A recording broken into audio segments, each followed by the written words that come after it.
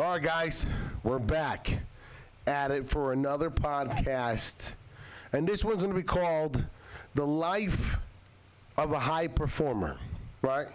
What to expect at the top when you're labeled a high performer. When people are calling you a genius, when people are looking at you and asking you for advice, they're watching your podcast or watching your YouTube videos, you're getting tons of emails and friend requests on social media and DMs on Instagram and all over the place, right?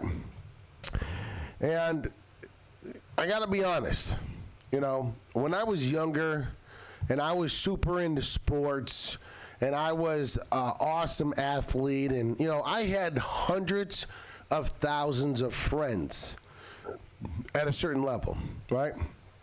And what I realized is that the more books that I read, the more differently that I looked at the world, the more evolved I became, the less friends I had, right?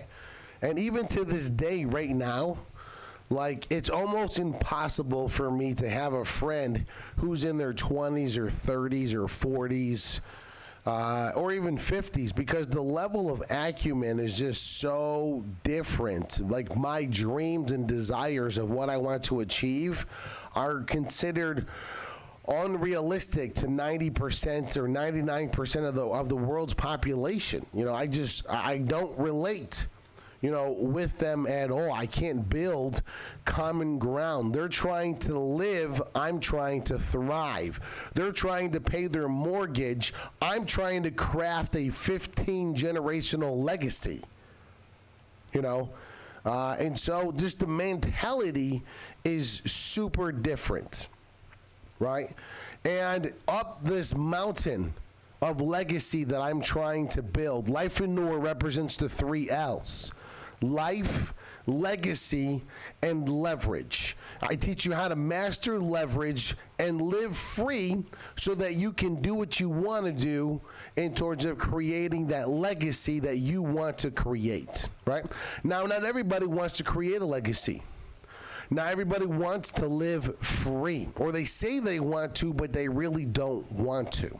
Right? Now, I don't really want to live free in towards of the way that most people want to live free. I want to be able to do 20,000 podcasts.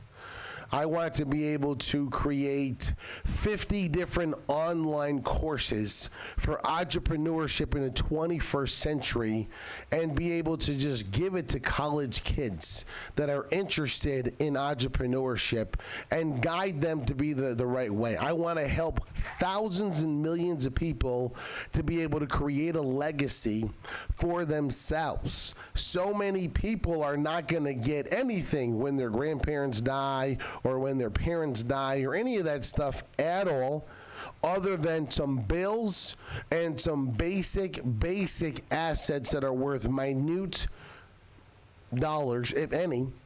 And then all they get at the end of that is no tangible niche, no actionable content, right? That's my obsession. That's my living free. My wife asked me, she's like, honey, what do you want to do with me, in 20 years from now? What are we going to be doing?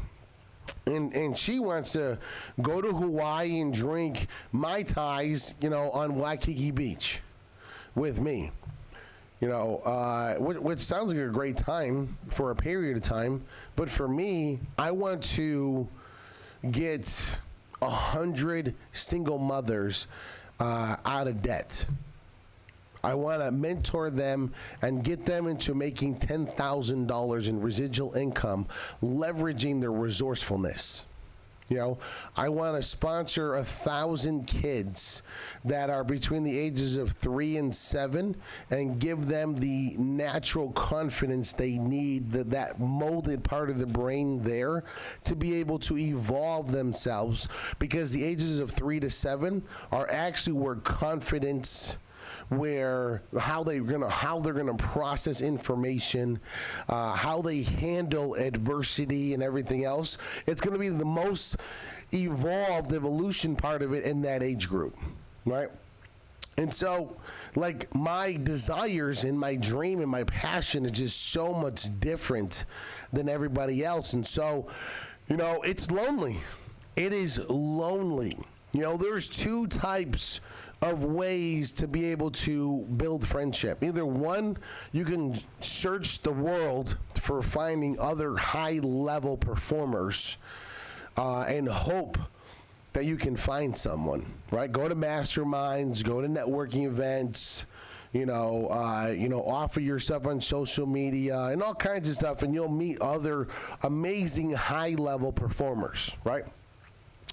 The other thing is to drop your standards, your dreams, and your goals down to a level where the majority of people are, and then you can have friends with neighbors. I don't even know who my neighbors are. At all. I don't talk to my neighbors. I go to the gym. I have people that I'm friends with that I work out with, but outside from that, I do absolutely nothing with them at all. And they don't invite me to stuff. I don't invite them to stuff. It's just, when I'm here, I'm just at a much higher level, right? My mental acumen is crazy. When it comes to intelligence, my focus is on reading 6 books or more a month. My wife thinks I'm crazy. I'm spending $100, $200 on Audible a month. I'm spending $100 on Amazon a month for books and everything else. And people are like, man, why do you buy all these books? Why do you get all this stuff? How do you find all these books? And I really talked to my other high performance peers on what they're reading, and I just start reading it. And then if I can't read it, I listen to it on Audible. And I'm listening to Audible when I'm doing cardio or when I'm working out or when I'm driving in my car. It's 24/7 high performance mentality. And that's literally evolved me to a place, with all respects in the world of loneliness. I don't have 15,000 friends. And you'll notice the more and more and more that you want to become a high performer, the lonelier it is at the top, right? The champion is on the top of the mountain. Everybody else is down, right? All the losers, all the quitters, all the guys who gave up, right?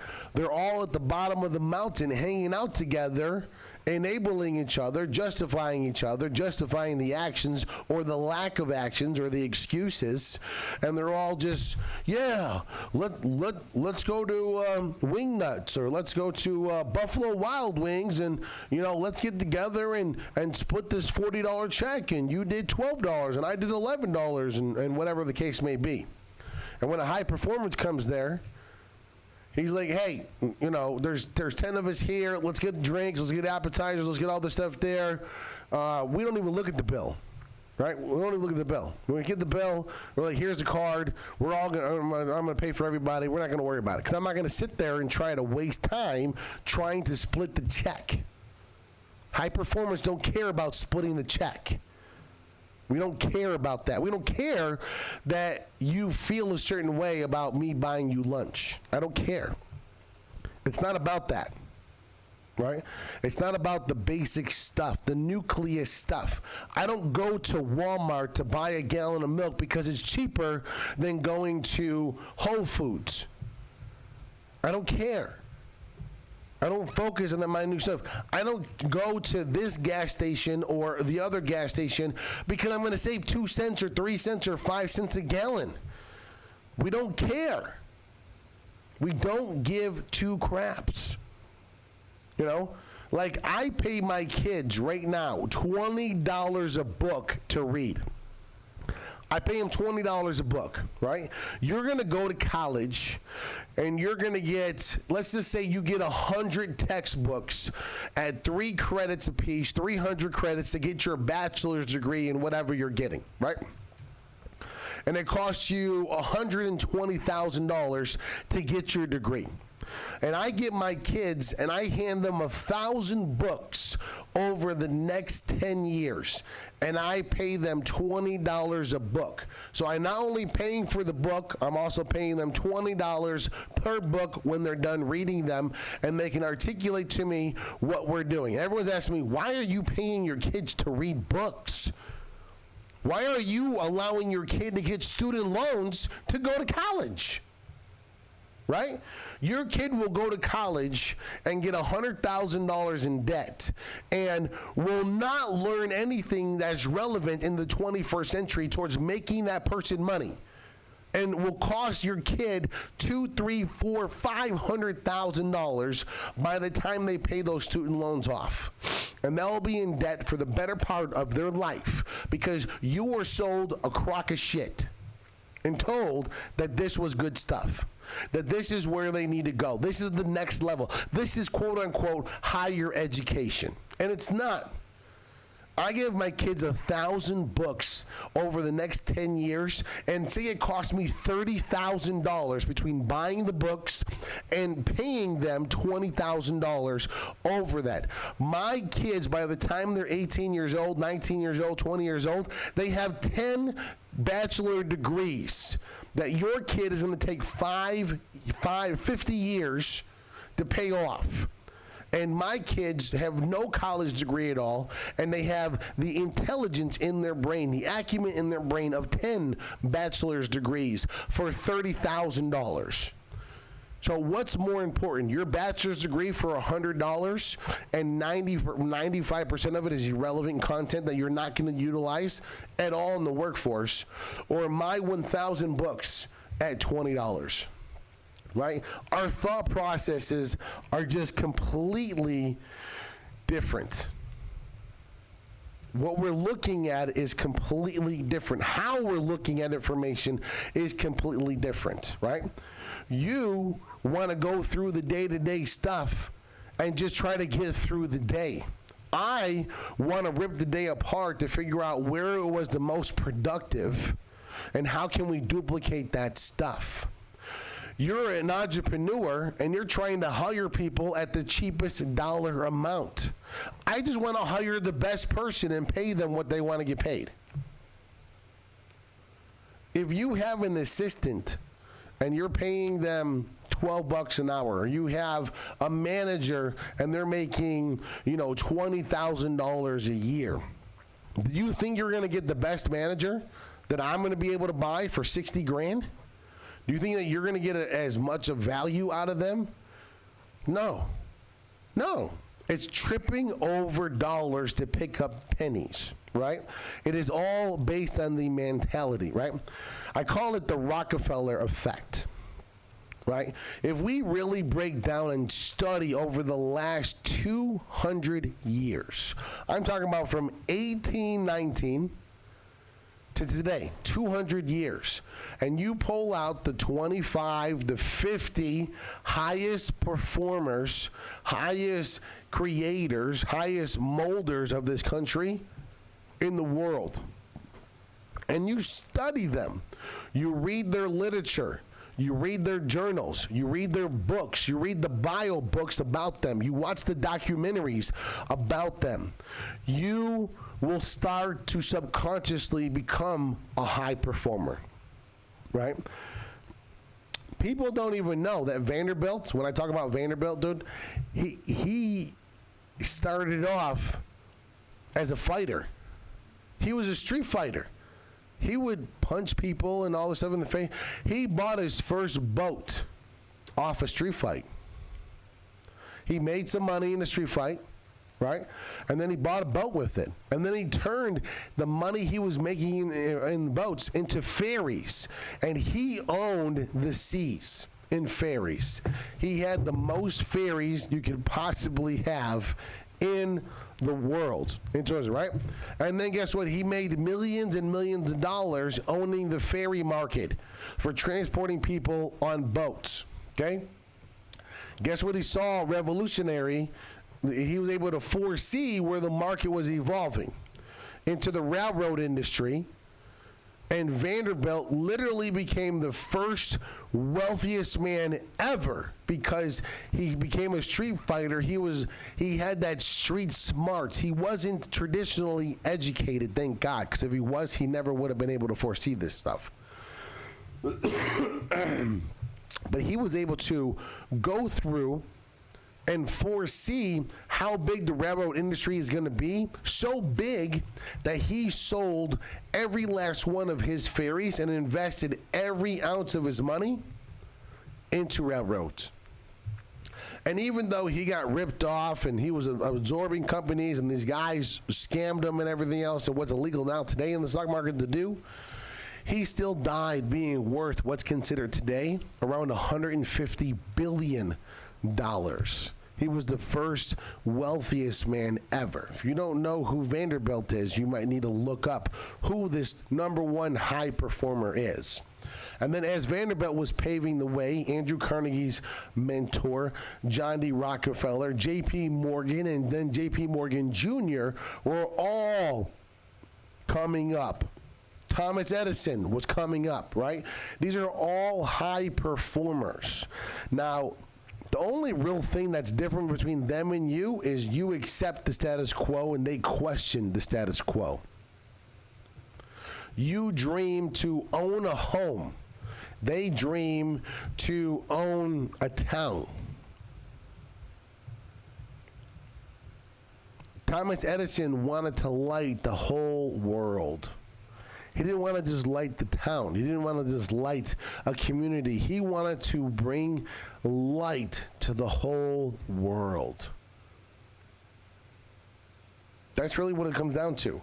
High performance is a lifestyle. If you look at these bodybuilders, right, these biggest, physiques, these all different kinds of guys, whatever, they live, eat, and breathe physical fitness and nutrition on a lifestyle level. They are the highest performers in their class in physical fitness, right? Now, I used to want to be one of these big, ginormous, high performers in physical fitness, right? I wanted to. But all of a sudden, I started reading books and getting into stuff, and I really wanted to focus more on my legacy than I did on currency and really focus on trying to mold myself into it. Now, I still go to the gym and I work out, but I don't work out 3 times a day anymore, right?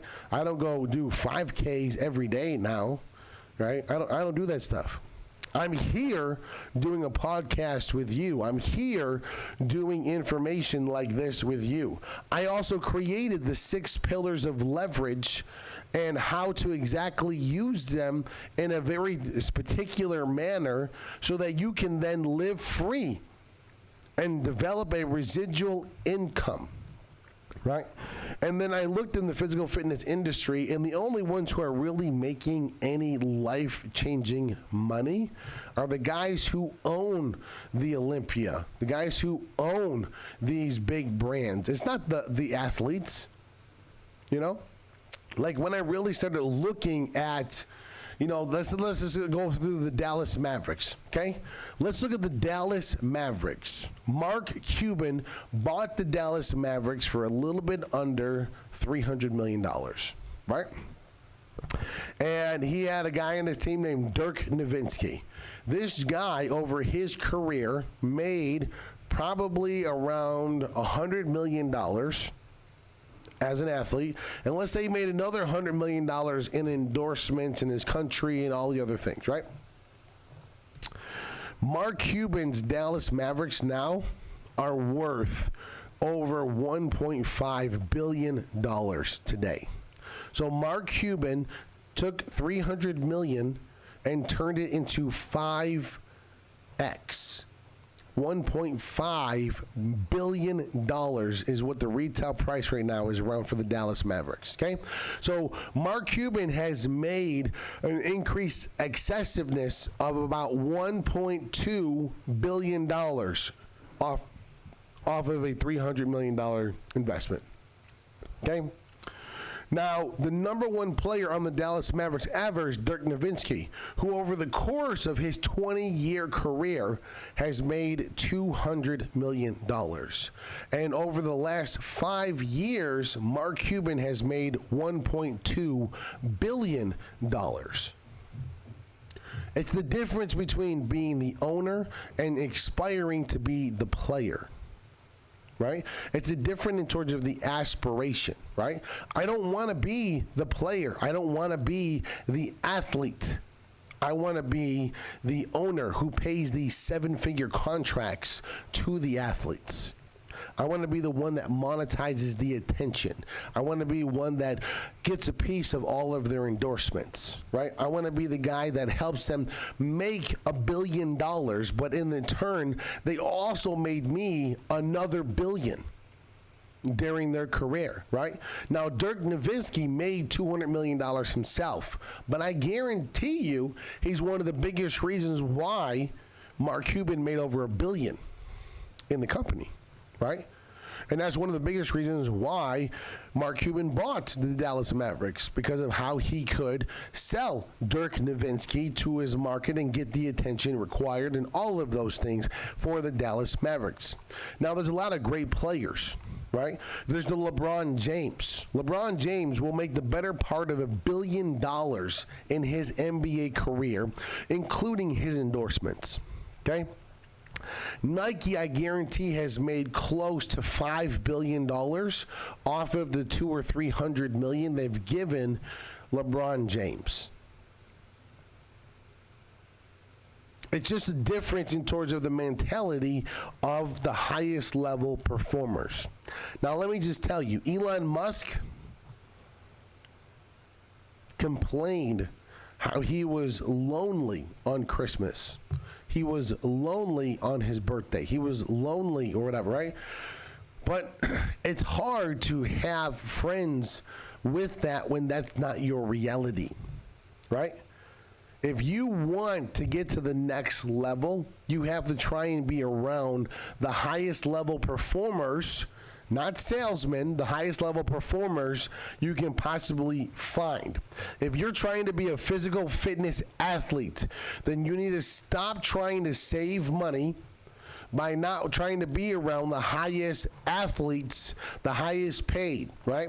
You can pay this personal trainer $5,000, or you can train with Phil Heath for $50,000, and you're trying to not pay Phil Heath $50,000, but you want to be the next Phil Heath.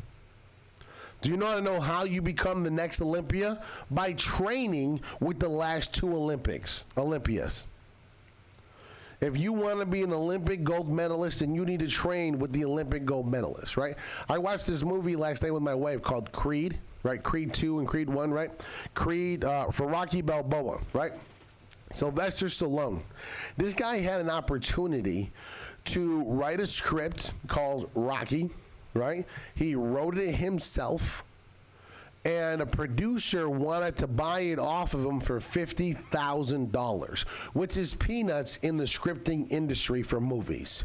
It's peanuts. There is literally thousands of scripts that have sold for millions of dollars that have never turned into movies, ever. Because they're not going to hit the box market stuff. And so Sylvester Stallone refused to sell his script and produced Rocky 1 for less than $1 million. Less. I don't know exactly how much it was. I think it was like $400,000 or whatever. He made the whole movie. He scripted it. He directed it. And he was the number one role in it, Rocky. And Rocky, that franchise, the Rocky Balboa franchise, Rocky 1, 2, 3, 4, 5, Creed 1, Creed 2, now, right? The whole franchise is made hundreds and hundreds of millions of dollars and has sold billions and billions of dollars in movies, and they all go to the theaters, and everyone just loves watching these movies, right? Same thing with Fast and Furious, right? If you have Vin Diesel, right? Vin Diesel owns the rights in the production to the Fast and the Furious movie. right? Now, why did the production give him the rights to the movies? Because they didn't think it was going to take off the way it did. They're not doing that anymore. They're not. So while they're over there making Fast and Furious 1, Fast and Furious 2, 3, 4, 5, 6, 7, 8, guess who's turning into a billionaire? Silently and quietly. Vin Diesel. Vin Diesel right now is predictably worth almost $850 million. Don't believe me? Google it. Look it up. This guy is quietly in the background making hundreds of millions of dollars, spending everything else because he didn't want to be the actor. He wanted to be the owner. And so he took the majority of his money and bought the rights to it because they didn't think it was going to be great as what it is, right? Same thing with Rocky Balboa. They didn't think it was going to be as great as it is, right? It's just the level of the high performance, the level of the high performer mentality, right? And so I want to go over leverage right now, okay? Because one of the highest levels of performance is utilizing leverage and these 6 pillars of leverage in the most universal, beneficial way for you to live free, okay?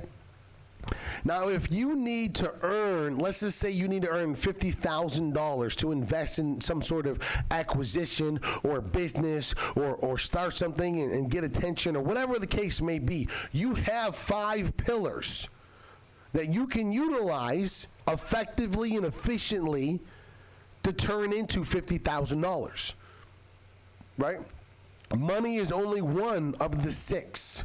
You have attention. How can we turn attention into dollars? Can we spend $1,500 and sell some sort of commodity and turn it into $5,000? Reinvest that $5,000 and turn it into $12,000? Reinvest that $12,000 and turn it into $25,000? And so on and so forth, and bam, $50,000 might appear, right? What else can we do? Can we leverage technology? Well, great, beautiful. What kind of technology can we utilize? What kind of value can we deliver, right? If you're a web developer, can you sell websites for $5,000? Yeah, sell 10 of them. Use your technology, build them all out, have fun with them, and boom, $50,000, right? What about relationships? Do you know anybody who believes in your passion, who believes in you, who you can give value to, and in return gives you $50,000? If somebody gave me $200,000 of value or $300,000 of value or $400,000 of value, but they need $50,000 up front, boom, we can have that conversation, right? What can I guarantee from you? How good is our relationship? What's going on there? Gary Vaynerchuk, right? Gary V, he did not invest any of his own money into his VaynerMedia. He found one of his buddies and offered him $400,000 of value in exchange for $80,000 up front, and VaynerMedia was created. If you don't believe me, look up Gary Vaynerchuk in his books and his stories and his bios. He talks about it. He had a buddy who owned a business. He did $400,000 of work for him for $80,000 in front. And he used that money to start VaynerMedia. Now, Gary Vaynerchuk has 1,000 plus employees. He runs over $200 million in revenue a year. Started with a value proposition that he delivered using technology and attention and sold somebody he had a relationship with to acquire the seed money. That's what high performancers do. That's how they think. The one thing that they don't ever say is, I can't. What they do say is, how can I?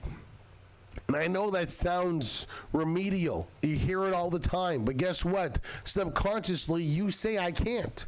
You say, I don't know. You don't say, I don't think so. You say, I don't have the confidence. I don't have the belief. I don't have the balls. And that's the truth. You know? And so there's some high performance rules I want to go over with you. Number one, for me, I will never be harder on myself than this world is on me. I will never be harder on myself than this world is on me.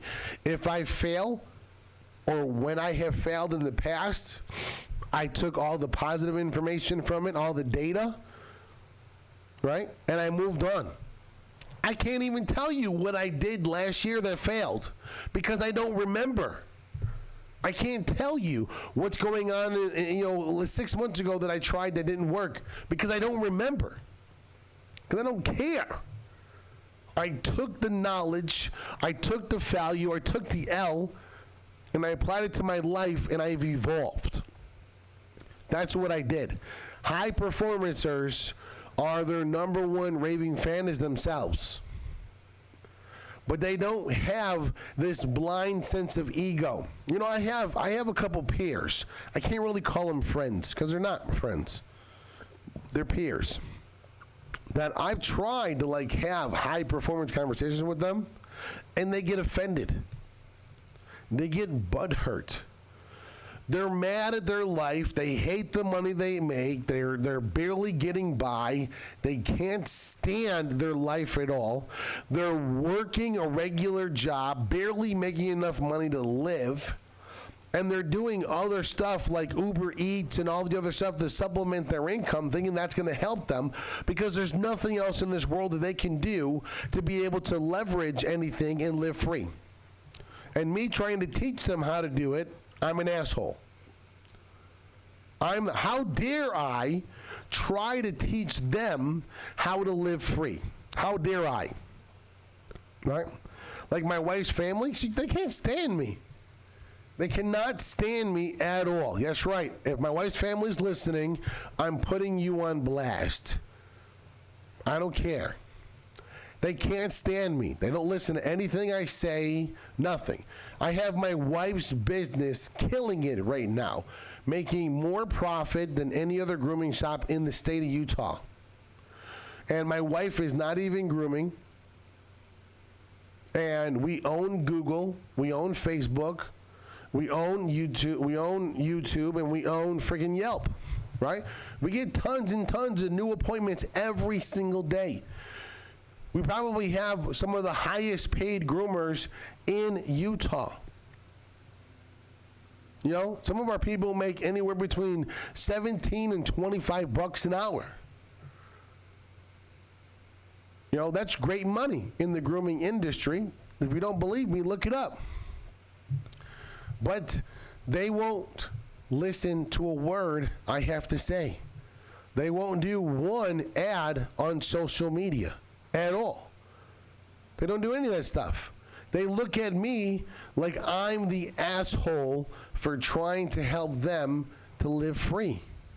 They will work in their business for the rest of their life. And I don't care that they're hearing it from me right now. And you will work in your business and in your whatever, in your job for the rest of your life if you don't let go of ego and pride and grow a sense of humility and learn from those who are actually getting it done today. That's the difference. High performers are not the smartest people in the world. But they do understand that they're not the smartest people in the world, and they are obsessed with going to $25,000 masterminds, $35,000 masterminds, $80,000 organization groups to be part of, because they know that if other people are paying this kind of money, they're going to be at a higher caliber individual. I will absolutely pay $25,000 to go to a mastermind for 1 year and spend that whole year, 4 or 5 times a year, flying somewhere for 3 days with high-level thinkers. That might stress you out, but I thrive in that environment because I'm a high performer. You know, I did some research because I have all the people that I care about. They tell me that, you know, I'm an extrovert, and I'm a go-getter. I don't care. I can network all day long, and it doesn't drain me. And, you know, I'm surrounded by a bunch of introverts. But I didn't know this, but introverts make up more than 50% of society. Extroverts are only 2% of society. Now, I'm double cursed. Because I am an extrovert and I'm also an alpha male. I am by far the biggest alpha male that I know. And I don't mean to be. I don't try to say that in a complimenting way. I'm not tooting my own horn. It has caused me more problems than has helped me in all means in towards of building relationships with people and maintaining those relationships. All right? So here's the statistic. 2% of people in the world are considered extroverts, complete and utter extroverts. And of that 2%, only 5 to 10% are actually considered alpha male extroverts. So I'm part of the 1/20th of 1%, which is super, super frustrating. Super frustrating sometimes. But I accept it. I can't change who I am. I'm not going to stop evolving who I am. I'm not going to stop reading books. I'm not going to shrink so that other people don't feel insecure around me. I'm going to keep climbing my mountain. Now, my communication skills have had to become extraordinary. My level of empathy has had to become extraordinary. My level of perspective has had to become extraordinary, has had to become a high performance level in order for me to be able to understand and empathize where people are coming from and to let them know I love them and that I'm not trying to hurt their feelings. This is a curse that I have. But because it's a curse that I have to evolve around it. How many alpha males do you know that are blinded with ego and that all they do is walk on people all day long? And they don't have the pride, they don't have the intelligence, they don't have the high performance mentality to try and evolve some of the other things around them to become a better communicator, to maybe shut the fuck up and listen to what's going on around them. They don't do that at all, right? And so I'm blessed to be able to have people around me to let me know what's going around, but I'm even more blessed to have the mentality and the level of empathy to be able to understand where they're coming from, to heighten my senses, to be able to heighten my skills, to be able to heighten my performance, to be able to still have people like that in my life. You know? It's all about leverage. Relationships, whether you like it or not, is a big pillar. Money is a big pillar. Attention is a ginormous pillar. Technology is a ginormous pillar. Time is the biggest of all pillars, right? Are you utilizing these pillars at all? Are you interested at all? Or do you have pride? Do you have ego? If you do, then it's fine. But stop complaining about your life. You know, I talked to a couple entrepreneurs the other day, and they were, you know, I lost my voice in New York, right? So I'm in New York City for like 4 days. I'm at this affiliate summit. The biggest online marketers and technology companies in the world are at this summit. There's one in the East Coast, there's one in the West Coast, or in Europe. They're all over the place, right? So I go there, and I'm with some really super high performers, and they're all complaining about millennials, and they're complaining about that, you know, they don't stick around, and, you know, this and this and this. And, you know, when somebody tells me that they hired like 5 millennials and not one of them stuck around, you know what that tells me? That tells me that your culture and environment hasn't evolved into the next generation. It has not evolved. That's all it tells me. You're not telling me that millennials are the problem. You're not telling me that. There's 78 million millennials, and you're going to tell me that it's all their fault why your company sucks now. It's all their fault that you've been stagnant in the same spot for the last 5 years. It's the millennials' fault because they won't evolve in my culture. You know, my business was doing 10 million and now it's doing 1 million because I'm not going to change and they're not going to change. And so the only person that's being affected is me, and it's all their fault. That's somebody who was a high performer that let ego and pride take advantage of them, got their head on backwards, putting them in a position to where they thought they were somebody who they're really not. And now the market is saying, you're obsolete. But your ego and pride won't let you hear that story, won't let you read the market that way. And so you're dead. Millennials are not the problem. You're the problem. I've had call centers that I have run from and built from the ground up with over 250 millennials in it. And not one of them quit in a year. We're talking about a call center. You know, I do have the ending results of a sinus infection, and I did just get my voice back. So I do apologize about the coughing and the sneezing, but I wanted to be able to give some more value on the levels of high performance. You know, study Andrew Carnegie, study John D. Rockefeller, study J.P. Morgan Jr.,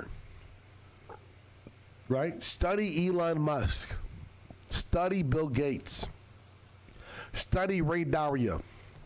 Study Tony Robbins. Study Jim Rohn. Study Brian Tracy. I can go on forever on the people in the last 200 years that I have studied. Now, is all the information entertaining? Is it as entertaining as watching House of Cards? No, it's not. Is it as entertaining as listening to Donald Trump speak on Fox News? No, it's not. The difference is I'm actually giving you actionable content that will benefit your life positively, and they're not. Me giving my kid 1,000 books to read and paying him $20,000 over the next 10 years and giving him 10 bachelor's degrees worth of education, do you think I care about that stupid piece of paper? That piece of paper doesn't mean nothing to me. I have a bachelor's degree, and not one person has ever asked me about my degree or my GPA or wanted to see my grades in certain classes or no. Why? Because those classes don't mean anything. They're dead. They're done. So my question is to you, Mr. Future High Performer, Mrs. High Performer. What are you doing now to get off your ass and get into the game? Just like I have the rules of capitalism. Rule number 1 is we are all in the game. If you don't know the rules, then you're being played. If you know the rules and you're not playing by them, you're being played. If you're playing the game, then you're a player. And only when you're a player can you start the process of evolving into becoming a high performer. That's my tangent. That's it. That's all it is. Subscribe. Share this content with a friend. Somebody that you hold value, somebody that you think is a high performer as well. Share it. Let them have it. Use it. Utilize it. Take action with it. Apply it. Thank you.